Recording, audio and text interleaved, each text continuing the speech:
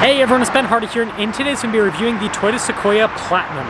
Before we get into this video, I want to give a huge shout out and thank you to the Brent Brown Toyota here in Orem, Utah for giving me some time with this Sequoia. I'm going to include a link to their website in the description down below so you can check out what they have currently. And then on a side note, I'll include a link to my car buying guide in the description down below as well. Let's get into it.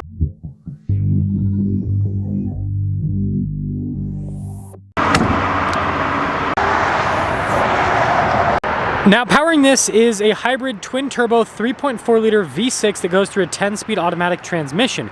It puts out 437 horsepower and then 583 pound-feet of torque. Fuel economy is 19 around town and then 22 on the highway. Now before we move forward with this review, I do want to mention if you want to see more videos just like this, then I recommend you subscribe because I post content every single day. So starting with the hood, I love this white metallic paint, really pops in the sun. We of course also have our iForce Max badge there on the side, and here's actually a better look at that whole setup. And then popping down below, I love the headlight design here on the Sequoia, obviously shared with the Tundra. And then you have a much more reasonably sized grille compared to the Tundra. Got fog lights here at the bottom, and then you guys can see with the air dam. And putting it all together, it's a cool looking car with the contrast between the white and the darker elements. Now around the side here, our tire wheel setup is 265 by 60 by 20 in the front and over in the rear. And you can see here with the wheels, again, darker in coloration. And then they did the same thing with the fender flares too. That's pretty cool. Got the fixed side steps, Platinum logo there. And then you can see how that's all blacked out. And then same thing on top of like the door handles too. That's pretty sweet. Anyways, taking a few steps back. Here's your side profile. Now the new Sequoia is interesting. So it's got independent front suspension, solid rear axle. The old Sequoia had a independent rear suspension, so a bit of a change. Now taking a look at the key fob, we have our lock and unlock function, opening for the hatch with the Toyota logo there at the bottom too. And popping into the cargo area, we've got quite a bit happening. So we actually have an outlet here in the back. And yeah, you've got this whole setup because of the driveline, the solid rear axle, and the battery setup. The floor is a little bit higher, but you can move the seats backwards and forwards, which is a nice setup. And then you also have the recline function on the seats. Rear passengers get some cup holders and sunshades. Something to mention though, because this third row is raised, headroom, it's not bad, but it is limited. And then same thing with legroom, it's more of a cramped third row back here, that is for sure. But anyways, when you're all done, just press that and that'll lower the hatch right back down. Look at that with the taillight design here. You can see Sequoia down below. And then you've got the Toyota logo. And then this button right here opens up the glass so you can pop into the rear. Always a nice feature to have. And they got parking sensors there at the bottom. So putting it all together, let me guys think about the looks here on the Platinum Sequoia. Now taking a look at the door panel, you can see really nice trim here at the top. Got the sunshade. And then more of that nice stitching and trim down below. You can see all the storage here at the bottom. And then look at the seats in the Platinum. Pretty fancy. Again, perforated all down the center. Now here's the legroom in the back of the Sequoia. You can see we've got some cup holders, and then it's actually soft touch there. We got our own climate zone, heated seats, cooled seats. You've got some USB ports down below as well. And you got this kind of like little center console thing here for the back. And then headroom, it's actually, it's like right there. Now taking a look at the front door panel, you can see again with all of the trim here. And then we've got all of our window controls, mirror adjustments. Mirrors do power fold in. They also have blind spot monitoring, memory seat functionality too. And then you can see 1,290 pounds of payload capacity. And then we do have the coverings on the seats, but they're basically the same as the rear. Blue, perforated, all of that fun stuff. All of your adjustments are on the side. And then we have some soft touch trim here. And below it, we've got a bunch of controls. So you can see for like the gas cap release, heated steering wheel, turn on the outlet, all of that. And by the way, the steering wheel is power adjustable.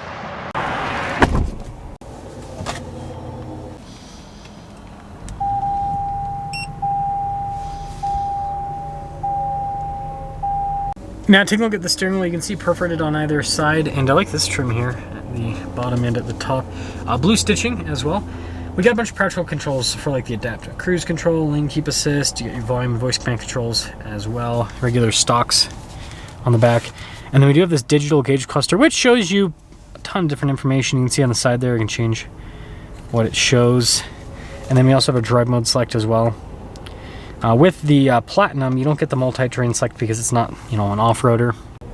Now we do have a 360 camera system with the Sequoia, and it's really good. Resolution's fantastic. You can see I have a bunch of different angles with it, so great camera system.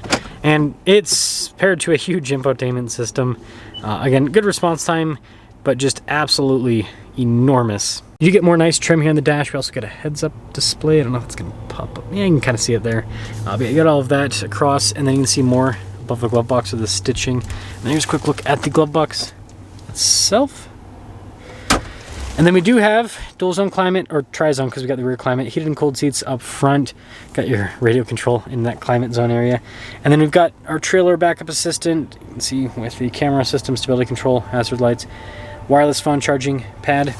And then got our auto hold and our parking brake shifter for the 10-speed. And then we've got our drive line select, just a traditional 2-speed transfer case. And then you can see we've got our tow haul mode and drive mode. This is pretty cool. I like the center console window and this top portion that opens up too. It's pretty useful. And this one has the lockbox, interesting. But cool setup. And there's more padding here on the side. This also does come with the camera rear view mirror, a nice feature. And then we do have a panoramic sunroof. Now here's a quick look at the window sticker. You guys can see pretty much everything's standard with the Platinum. There is a few options, but I wouldn't say that they're super important stuff. I mean, the ball mount, that's important, but anyways, $81,599 is the total MSRP. So pretty similarly priced to a TRD Pro. Let's see how it drives.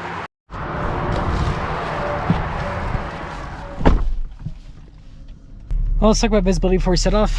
Here's visibility over the hood, both of the mirrors. And then got the rear. Well, not sure if I'm going to put Mr. Demuro on the title or not, but if I did, we'll still talk about it in the video regardless. I know he purchased a TRD Pro, which is not the same as the Platinum, but he still purchased a new Sequoia, and I want to talk about that in this video because I happen to have also cross-shopped the Sequoia with a 200 series Land Cruiser, and you guys know I bought two 200 series Land Cruisers and 0 Sequoias.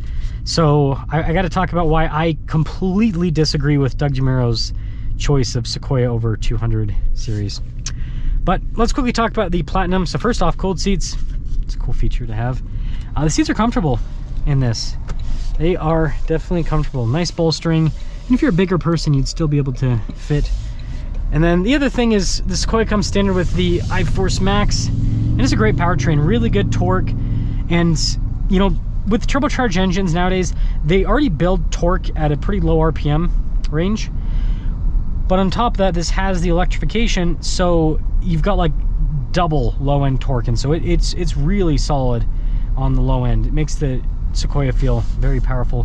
Suspension's pretty comfortable. It's very truck-like, and it's truck-like more so in a, I wouldn't say like a big negative sense, but it's, you know, it goes all over the place when you go over bumps. It's not composed, and it doesn't matter what package. Even if you get the TRD Pro, it does the same thing. And it makes sense, right? It's not only built on the same platform as a Tundra, but it's an SUV Tundra. That's a good way to look at the Sequoia. And it's a big vehicle. I think it's like 209 inches. I might be off by a little bit. I think it's like 209 inches.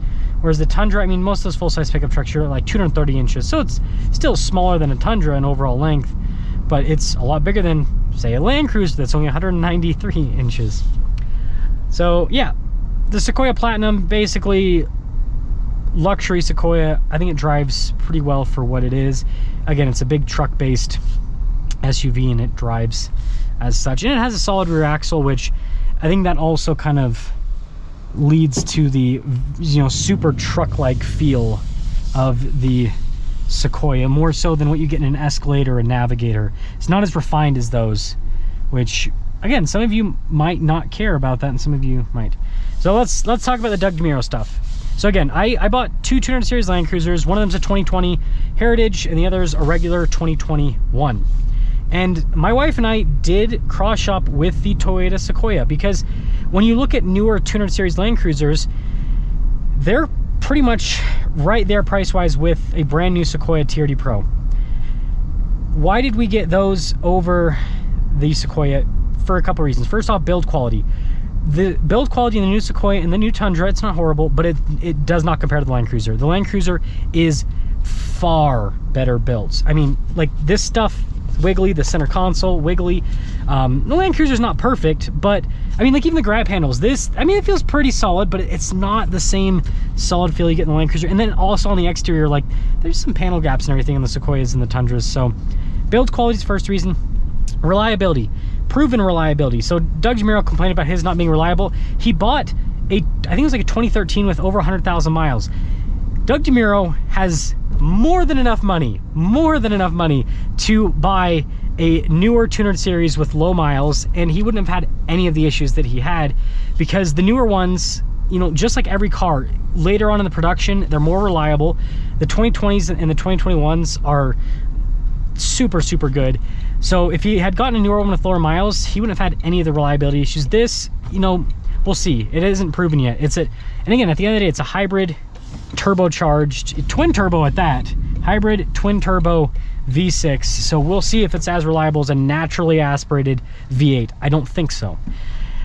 And then the next part is the space. So the Sequoia is a bigger vehicle and it doesn't really have more interior space. This is something that is fascinating, and I think it just comes down to the hybrid system and everything. So like this front area feels more closed in than the Land Cruiser. Not that much more, but more. The second row, it's pretty similar to the Land Cruiser, and the third row is pretty similar to the Land Cruiser, and then there's like barely any space behind the third row, pretty similar to the Land Cruiser. And the Land Cruiser is a lot shorter, which is better for off-road use. And so it's like the Sequoia, you're driving this bigger vehicle and you don't really get the benefits of a bigger vehicle per se. And also the headroom in the Land Cruiser seems to be better as well. And then ride quality is better. It's much more composed over bumps, way more controllable. It's way more comfortable off-road. So from my perspective, as someone who also reviews cars, now I'm not as famous or as cool as Doug Demuro. I mean, I would say him and Jeremy Clarkson from Top Gear, probably the two most influential car reviewers of all time at this point, right?